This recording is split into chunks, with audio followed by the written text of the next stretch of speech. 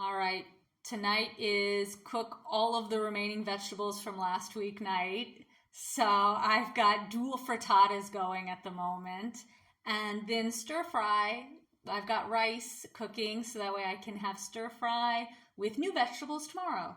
So while all of that is going on, I thought I would read a poem. But before I read, speaking of going shopping, I'm very curious to know how people who eat meat are affording meat right now because I've I don't know, since I was 12 or 13, I've only eaten vegetables and only bought vegetables at the store, but vegetables, pastas, and all of that has maybe doubled in the last 6 or 7 years. So my grocery bills have gone up significantly, but it's still so low that I don't know, I don't really complain about it. But for people that eat meat, I feel like it had to have gone up a ton. I was just curious, like, have you quit eating meat or reduced? I mean, if you're thinking about trying vegetarianism, now would probably be a good time.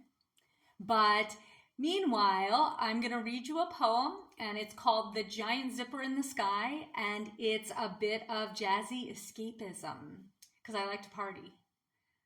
One day I'd like to reach up and snatch the giant zipper in the sky. That dusky nickel tab I see flickering the peaks between the cloud traffic, passing atmospheric lanes at the intersection of blue, white, and gray.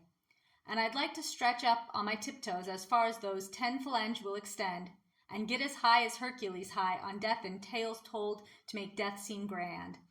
And I'd like to use both hands to snatch right below the YKK, get a firm grip and hang by my weight while gravity sweats the ropes to lower me, slow to savor each echoless click, click, click, snuff like a muffled silencer against the temple of the gods. And I'd like to unzip both sides of the gray sky so they peel open into severed flaps, gaping to reveal a black so sure it stares right back. And I'd like to travel light all the way down to the damp grass, part by part, arm, shoulder, calf, piece by piece, vanish. Into a solid void, yields to nothing, but doesn't care enough to stop the ants from marching here, there, and again.